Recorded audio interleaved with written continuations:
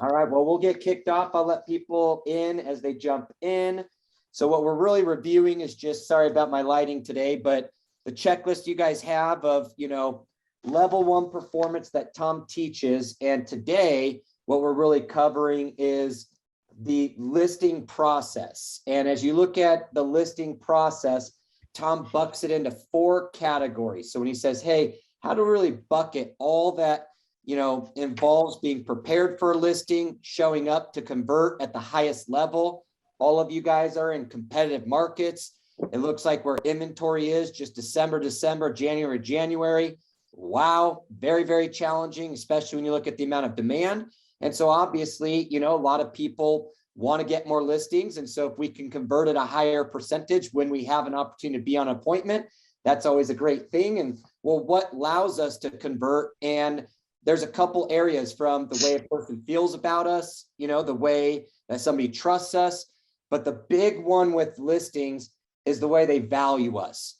Meaning, well, why do you charge the percentage you charge? What is it that you're going to offer? And most importantly, tell me a little bit more about you, your company, or some type of products or processes that you have to help. So we'll go through the 4 buckets that Tom wants to make sure that, hey, before I move off of these levels and start learning new things in my real estate business, am I proficient in really these 4 categories? So the first one, and just a reminder to everybody, I will send a recap with some documents on everything we talked today. So that way you can take notes on what's relevant to you. So that way, when you get the documents, you can add them to really putting this process into your style. So the first one he talks about is the pre-qualification. So the first of the 4 parts of the listing process that Tom teaches is the pre-qualification. The second one is the listing presentation. Okay. The third is marketing. The 4th is pricing and objections. So he says, if we can really master these 4 areas, and I'm going to send you guys a copy, you'll have it in a Loom, but what it is basically What You Say Matters workbook. This entire workbook has these 4 areas in it, and really Tom's best practices and scripts that the top 1% of agents use across the nation. So diving into pre-qualification, who here, if you're going on a listing appointment, just give me like a thumbs up, or throw in the chat, I do. Who here has a specific pre-qualification process, meaning before I show up to my listing appointment, I'm going to make a phone call to qualify you to make sure that if I can hopefully improve or influence the outcome when I'm there better by what I learn or get to add value when I come because of this qualification. Who here right now uses some type of pre-qualification? I see hands from Kelly. Who else has one? I do. Who said that? Mrs. Marchbank. Oh, awesome. Okay, so Jennifer has one. So if we don't all have one, very relevant to be on the call today. So thank you guys for jumping on bonus training. I know you're very, very busy. So the pre-qualification, and you're going to get documents for this. We're just going to review a couple areas of it. It sounds something like, Kelly, this is Justin Martin. You have a couple minutes for me today to make sure that I can add as much value to when I see your home in person Friday at noon.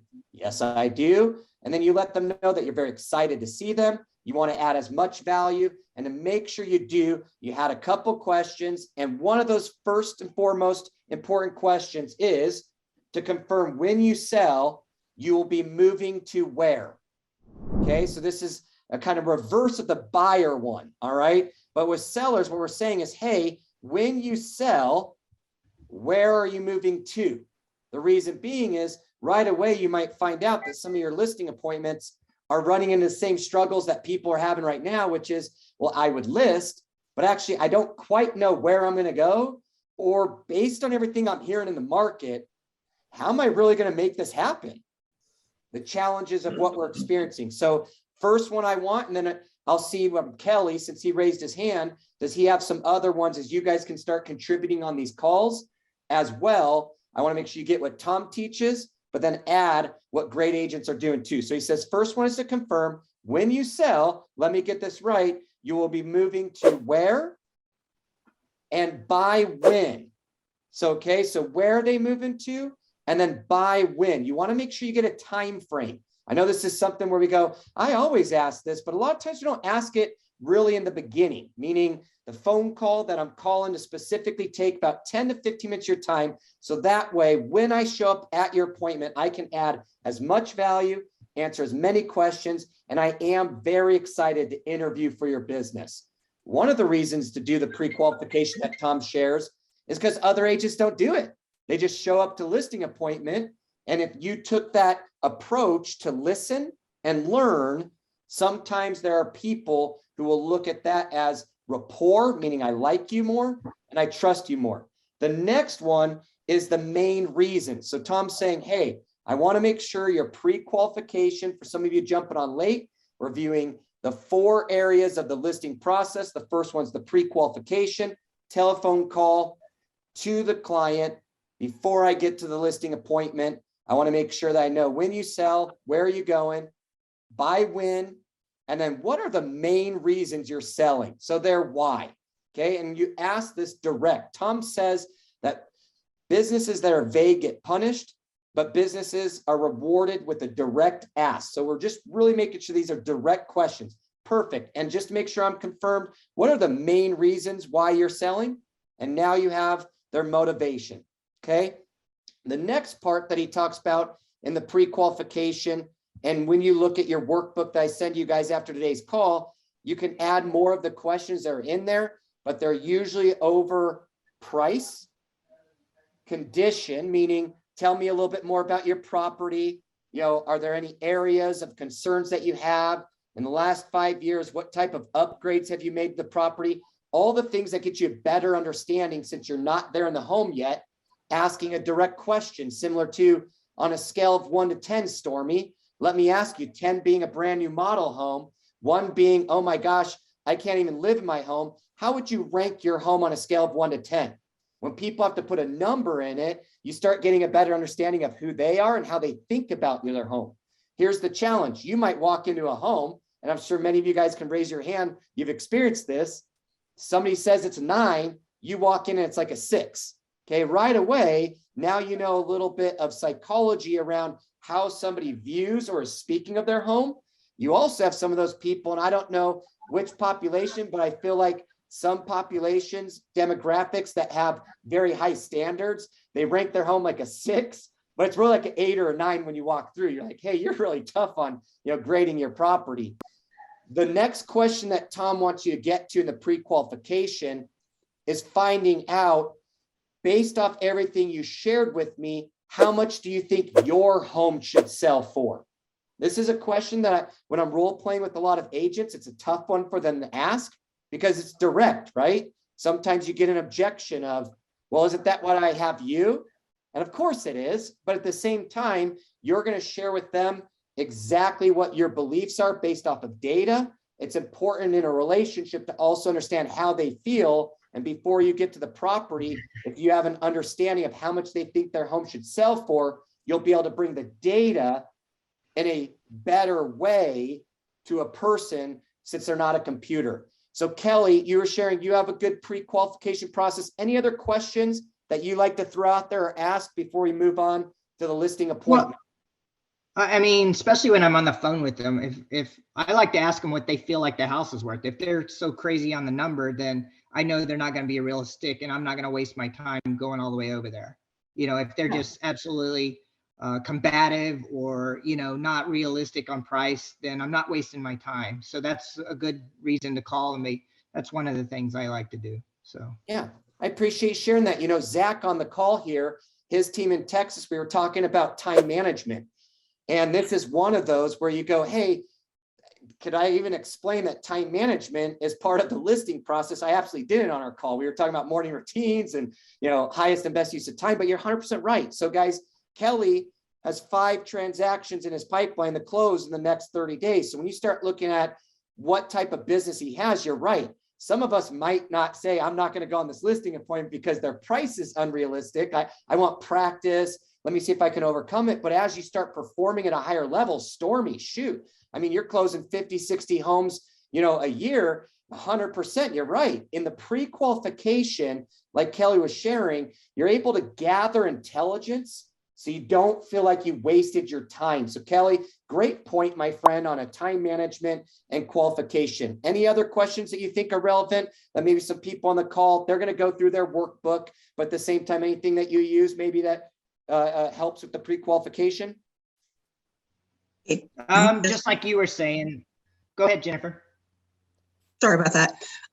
Something that I like to ask someone that if I'm going to list their house is, what do you think are the best features in your home? And then ask them also, is there anything that you think would be that would, turn people off? Is there something that is a negative? And it gets them to open up, and then they really start talking about their home. And then you can kind of focus on that good stuff, and we can kind of work around all the negative. Yeah, it's Jennifer. It's a direct ask. And so guys, Tom, what he's sharing is he wants to make sure that you could start having confidence in your business, knowing how to succeed and not experiencing so much inconsistency. And when it comes from is building these systems and processes that you just say, look, I utilize Tom's beliefs. I wrote my own pre-qual script. So just so you know, my goal from this call to next week is just that you've got a process for these 4 after our call, meaning, you know what, if somebody called me and said, hey, you're great at listings, do you have like anything you could send me? You would say, yes, I'm going to send you my pre-qual listing script. Anytime I have an appointment, I ask these exact same questions 100% of the time, because I know that when I get to the listing appointment, it's going to be a better experience for me because I influenced a different outcome based off the wisdom I accrued by asking valuable questions and the way I made somebody feel and how much I cared by doing it ahead of time. One more question before we move on to the listing presentation is, great. I look forward to sharing this information with you, providing you the highest and most accurate value for your property. Let me ask you, will all the decision makers in this process of selling, moving to blank, buy, when, and why be there for our appointment? Okay, this is a direct ask. Will all the decision makers, Kelly, you're laughing, but I know this because you've been in the business for a while, is it sucks when you get there. And I'm going to talk about handling objections today, but it's kind of hard to handle objection if you're going to actually have emotional intelligence when somebody says, you know what, my partner and I make every decision together, and sorry that he wasn't here today. I need to talk to him about it. It's kind of hard to say like, well, that part doesn't matter. You know, like how you guys make decisions. Yes, you could try to object to that, but what if we would have removed the objection by the qualification process and saying, oh, okay, you know what, let's go ahead. I would prefer to schedule it during a time that you both can be available, because many times when we have a 5-star experience in helping people sell their home, move to blank, based on the time frame you're talking about, it's because communication was clear and everybody understood what was happening. So to make sure that we make the best experience for you guys, when can we both meet together? You know what I mean? Now you removed an objection that you're going to hear at times through your pre-qualification process. So any questions on the pre-qual from anybody else? Okay, so your goal, right? Obviously providing additional 30 minutes. I want to make sure that we never waste time. My goal from next week is just that you take the workbook and what I send to you guys after today's call and recap and build your pre-qual script. Just so then that way, when you've got your first listing appointment or you've got your 100th, but you've never done a pre-qual, you've got this new script. And I can't wait for you guys to share with me, hey, coach, actually was a much better experience. You know, these questions were handled ahead of time. I also feel like I was able to present better. So now let's move to the listing presentation process, or part 2 that Tom talks about. Pre-qual number 1, listing appointment number 2. The first thing is obviously, and I'm not going to go through the basics that you've probably heard on other calls. Like, yes, you never want to start by knock, knock, knock. Sorry for being late. You know what I mean? So you're always on time. But one of the key presentation pieces is where you present. So what Tom recommends is that when you get to the front door and you kind of explain to them what's going to happen today, is look around your settings and ask them if you can drop your materials off where you want to present. So when you walk in, hey, pleasure to meet you. Thank you so much for having me. Like I was saying on the call, very excited to get you the highest and most accurate value for your home. So then that way, when you sell, you can move to here, buy here for these reasons. I'm going to ask you to show me around the property here in a second. But before I do you mind if I drop our materials off on the kitchen table? No, I don't. And then they walk you over the kitchen table. It's always kind of awkward when you're going on your listing presentation. You don't know where it starts. You don't know where it ends. You're like, okay, I guess, do you want to go to the table now? So now you've already pre-framed that we're going to be sitting somewhere when we're done. And when you listen to Bill Pipes talk about programming people's minds in a way through what you say, how you point, the things you do, is now they kind of already understand this is where we're going to end.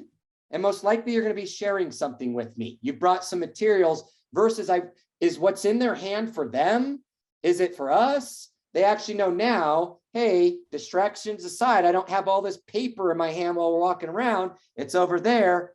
Show me the home. I loved what you told me about all those features on the phone. Let's just start with what you love. Take me on a tour. Tell me everything that's great about your home. Now, here's the nice part is you do have a goal in finding out who they believe the ideal buyer is. So if you want a little bit of support and a question that sometimes we don't think to ask is as you're touring with them, it's a great, by the way, hey, Kelly, by the way, who do you think is the ideal buyer for this home? It's going to help you better understand some of how to present your marketing. Okay. So just, this is, again, you don't want to have a 45-minute phone call. So there's only so much you can do on the pre-qual. The important things are in there, like a question that I didn't cover, which is what are 3 things you're looking for in a real estate agent when selling your home? Well, I really want somebody who can slow down. Well, then I know if I was going on a listing presentation, I better drink no coffee. Okay, I better slow down because I love this industry. I talk fast, and that might be something I need to change my personality. They might say, you know what? I want somebody more down to earth. We're really not looking for a salesy business type person. We really want somebody who listens to us. I'm probably going to dress down. You guys see me on the calls. Sometimes I'm on a sports coat. I like sport coat. Makes me feel comfortable. Maybe at that point I am. I'm wearing a sweater and dressing down a little bit because of what they said on that call. So now we're back to the pre-listing. Great question. Who do you think is the ideal buyer for this property? That's going to help you in presenting your marketing. But there's an entire list of questions that when you go through your workbook, they'll send you guys after this that are in there and you can start practicing. I'll give you an example. One of those that he says in here is, based on my experience, there are 4 areas most sellers want to discuss prior to putting their home on the market with me. Your motivation and the timing to get your home sold, what I'm going to do to expose your property, the most amount of qualified buyers, how much the property will realistically sell for, and ultimately why I believe you should choose me as the agent to represent you. Now, outside of those 4 questions, are there any other things that you want me to cover today? So you can kind of see that's a good transition to going from listing presentation to now we're sitting down at the table to review our marketing. Does anybody have any other tips for listing presentation? Meaning, you know what? I find that this helps me a lot. And what I would say skill set in presentation is conversion, right? Signed contracts. Like, you know what? I get a lot of signed contracts in the appointments. I'm not trying to brag. So yes, let me share a little bit of what I do in my presentation. Who's got something for the group?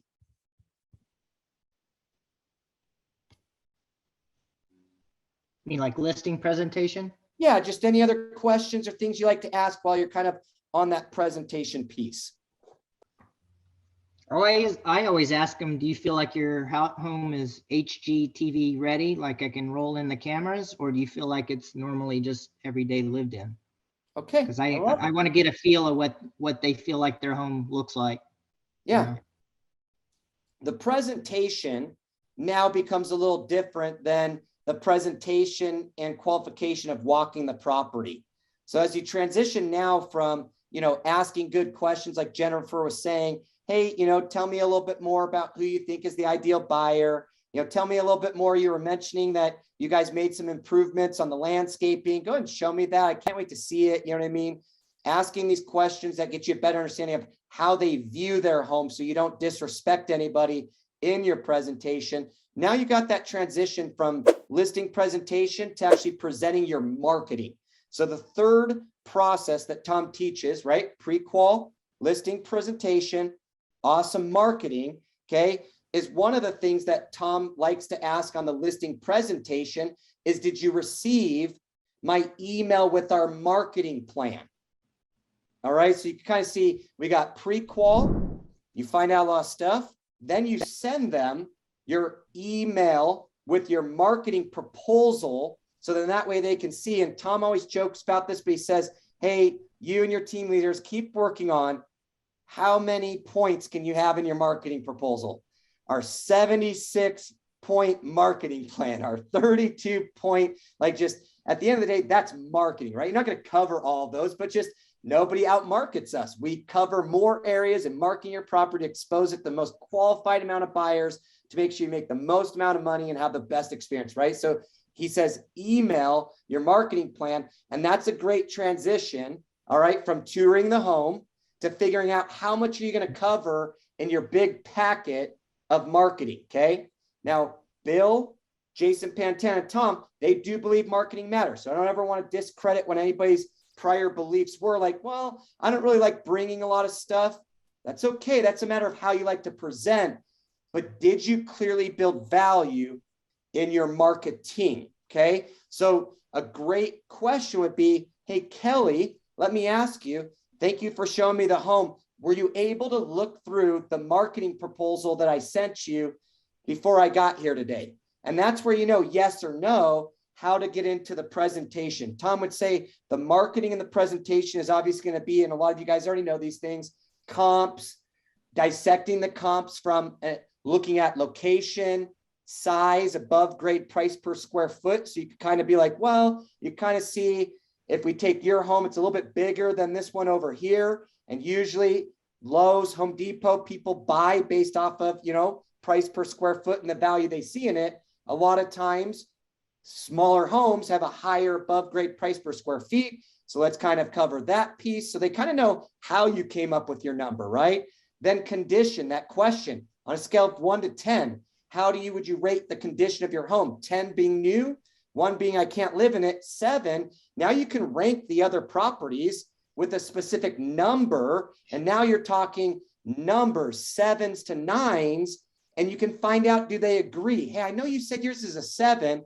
How would you rank these as I kind of showed you, you know, the condition of your neighbor's property and these other comps? Do you feel they're comparable, or how would you rank them on a scale of 1 to 10? Well, that one's a 9. That one's definitely a 9. I guess I was kind of wrong, huh? Like if that's a 9, then, you know, I guess we're probably more like, do you think like a 7 or 8, Kelly? See how this starts becoming not a me versus you. This becomes a very logical way, and numbers are the logic, okay, to handle an emotional conversation, okay? So as you go through the marketing, the goal is then to present your marketing plan with a singular approach to show how you attract the most amount of qualified buyers. So if you guys are thinking about building out your marketing plan, I want you to think about, last week we had the call around the 8 S's, right? A buyer, they start searching, they save properties online, they start thinking, hey, should I go see an open house or go see a property? I need an agent, or do I select a lender? And then the rest of it's negotiations. But the psychology starts with searching. So you let people know 90% of home buyers are going to start their search online. And that's, if you guys don't have a marketing plan yet, a great place to start. Start with the reverse of how people find homes. Talk about how much you market it online. Talk about what preparation you do. Kelly, you said a great thing like, hey, is this HGTV ready? But in your marketing plan, you should have, there's 3 P's, okay? Preparation, pricing, and promotion. If we do those 3 things right, all right, our marketing plan and your goal of selling your home by this time frame, moving here, and this reason, we should be able to accomplish it. So in your marketing, think of it in 3 areas too, as I see some of you guys taking notes, okay? Start with your plan from online to then coming soon, whatever your laws are in different states, right? Like, hey, here's how we start to expose it, in coming soon marketing. and then just listed marketing. So now I've got this whole preparation before, you know what I mean? We're going to, get this thing online, then coming soon, just listed, and then everything you could imagine to show value from just listed to under contract. We all know that the worst feeling ever, especially in this market right now, is a home that sits. Okay. So you want to make sure that one's probably more valuable for you, meaning what do you truly do? Not as a great salesperson, but what do you truly do? Push come to shove, this home sits. How do you get something under contract? And that's what we'll close today with pricing and objections. Okay. So pricing objections, what Tom talks about is in your presentation, confirming price. And this is why on the pre-qual, it's nice if they share with you the price they think it should sell for. Is now you've got a, hey, they're over here.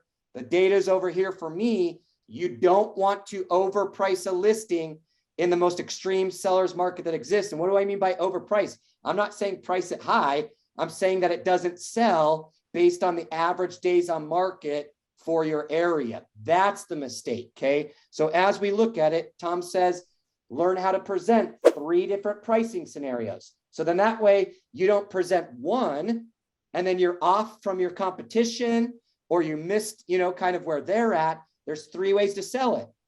We could do below market value. And I know all of you guys have your scripting around the value of below market value, driving traffic, driving offers, driving exposure. Okay. Just kind of like, hey, it's not clearance in your home, but it's like the idea of retail clearance where a lot of people are saying, hey, get that off the shelf. And so much so if there's none on there, I might fight and be a little crazy to see how much I can get that beautiful shirt or purse for, right? Below market value, at market value, and above market value. He says in pricing, present those 3 and make sure you can explain or articulate the difference between each one. Now, one rule of thumb, if your client decides to do above market value and you have the intelligence, meaning the average days on market, Sean, just an example, in your market right now, you're in New Hampshire, what's the average days on market roughly? Depends on the price. Yep. It's, usually they're coming on Thursday and basically under agreement by Monday. So, I mean, I would say 4 days on the market.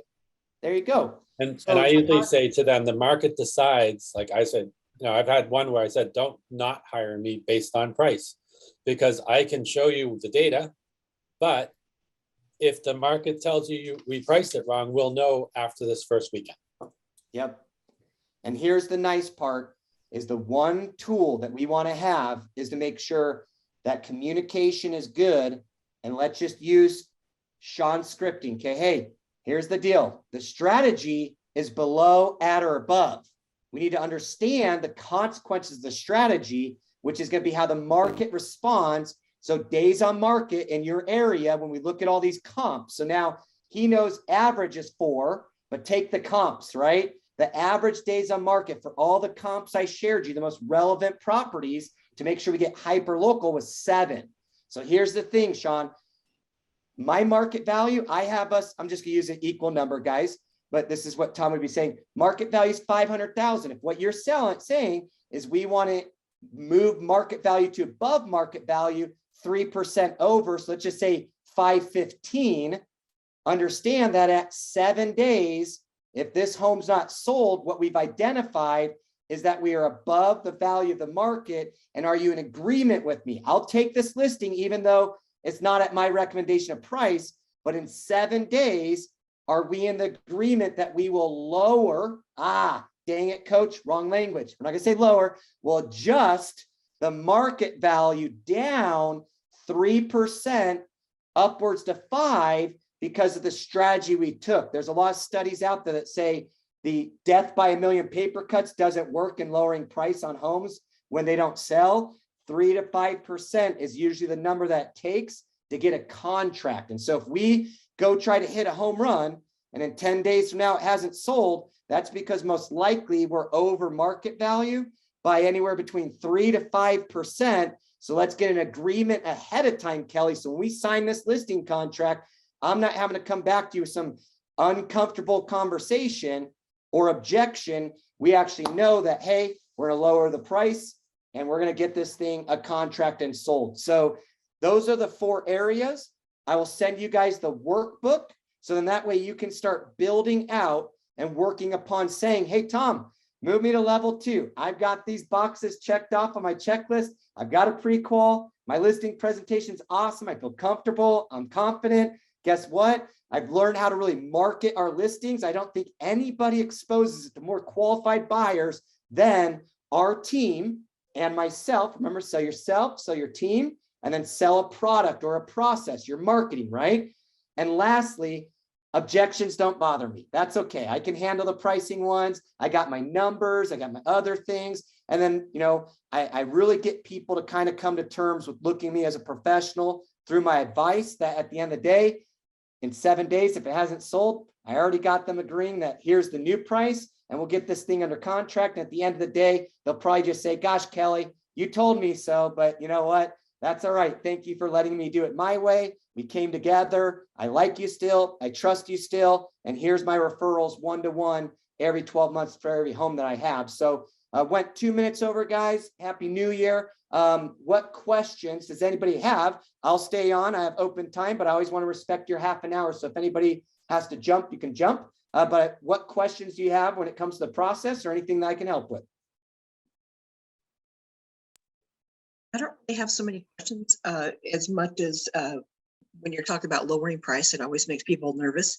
So I like to use the phrase, if this doesn't go on the market if it's still sitting there, let's revisit this and give them, I think seeing it like that kind of gives them a better feel than if you say lower the price, because there's so much emotion Yep. when it comes to selling a home. Yep. And there's a couple things, Jennifer, that you bring up that may be accurate, meaning there's all kinds of factors. Maybe it was the fact that, you know what, all the showing feedback, we drove enough showings. It was just the feedback said that the wood floors, were really scratched up from the pets they had. And so instead of lowering it 5%, which could be 25,000, what if we got the floors resurfaced?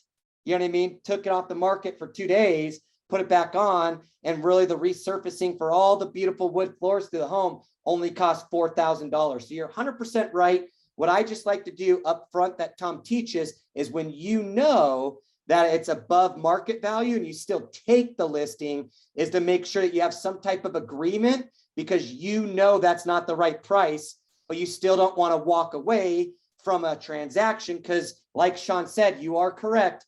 And this is what I love about the Tom Ferry ecosystem. We've got, the top agents in there are selling millions of dollars of real estate, and still every day in this abnormal market, they're saying, I never thought we would have gotten that price, but you know what, we did. It's just what we want to do is make sure we're not handling objections in pricing if in your educated belief this is overvalued. Now you're just not going to have to deal with that problem in the future, but we will have to deal with the situations, which is why you guys have your team leaders, your mentors, and people that help you, not in coaching to performance levels, but just situational, right? Like, hey, I got tons of showings, just not selling yet. Well, that might not mean you want to lower the price. It might mean that we need to do something else. And that might be go call every one of those agents to actually get feedback, because none of them left any feedback notes. So you need actual information before you advise your client. Great, great, great topic. What other questions, anybody?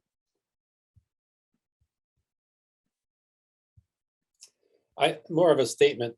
So I try to use the market to my advantage, basically.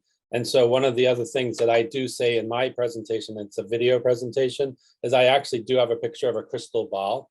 And so I'll say, this is what the data says that it should be, but what we can't predict in this market is what the crazy buyers will pay.